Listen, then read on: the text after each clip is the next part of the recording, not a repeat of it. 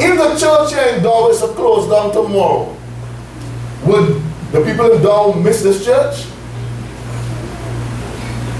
We must affect Church Street. We must affect Grove Park. We must affect Dow and Redwood Trace and Barrow. We must be able to cause some changes in these areas. But I like what the Lord said to Abraham. He said, I will make you a great nation. You see, friends, if you want to be great, you must yield and submit to God. Amen.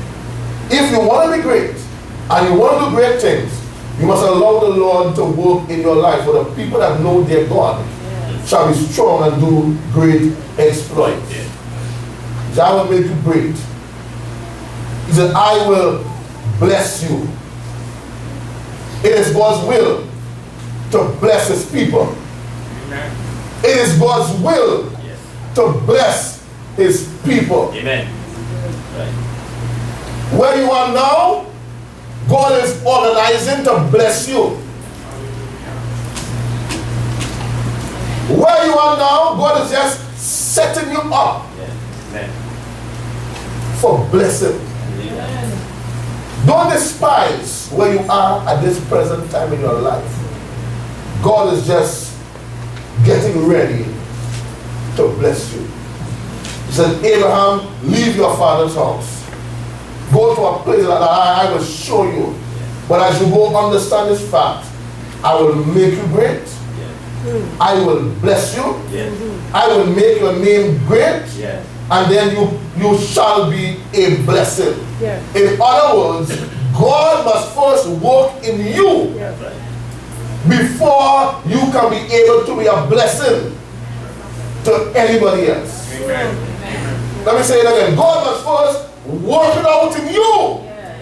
That's why the Christian man must always put the spotlight on himself and stop putting the spotlight on other people. You see yourself.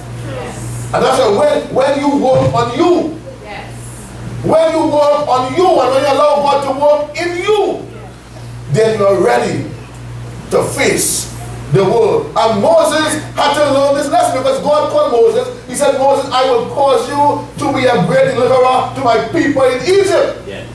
Moses knew that. But Moses became so full of himself that he decided he wanted to go ahead and do it on his own. But Moses had a serious problem with anger. Probably somebody told him that his parents abandoned him. So he grew up probably with a complex. Are you hearing me this morning? Because his parents abandoned him at a very tender age. And so Moses grew up. Moses had some issues to deal with. How many of us know all of us have issues to deal with? All of us have our own thing that we deal with. You know, but it's how we deal with it will bring us all victorious on that. Right. You know, and so Moses had to deal with his own problems. You know, and it was only when Moses he killed the Egyptian and what happened, we told him, if I kill the Egyptian, I'm doing God a favor. God said, Moses, here and yet. So Moses had to flee in the wilderness for over 40 years. And God took 40 years to walk him over. To make him over. That's right. Amen. One man says, he hasn't yet finished with me. He's still working on me. Amen. And all of us have something. God is still working on us. Amen. There's something that takes a shorter time. And, you know, it's like you're making a soup. Amen. And if you boil chicken will cook very quickly. But if you can just put cow wheel in the pot and expect it to cook at the same time, you must get a pressure cooker and you must pressure cook the cow heel first. Yes, that's right. I dare you, just put it in the pot with the chicken and expect it to cook in half an hour time. When you finish, it is just an ornament in the pot.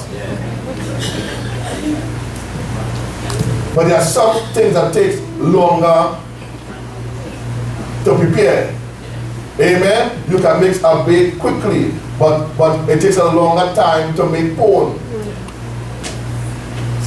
Some of you know is that. You know, so God said, "No, Moses, no, you're not ready yet, because you cannot be a blessing to anybody unless you first deal with yourself, until you first deal with your problems." And so the Lord said to him, "I will bless you, Abraham. I will make your name great, and then you will be a blessing." And then verse 3 says, "Now that you are a blessing, I will bless them that bless thee." In other words, I will begin to organize your life in such a way that I will fight all your battles for you. Amen. That's how God operates. Once we find ourselves in a place with God, God will do everything now that we ever desire, that we ever ask. He said, "I will bless them that bless you. I will curse them that curse thee." In other words, God is saying, listen, I am more for you than those who can be against you. Amen. Amen. So even in your way, when stumbling blocks come, that's all right. God is still working on your situation. Yes.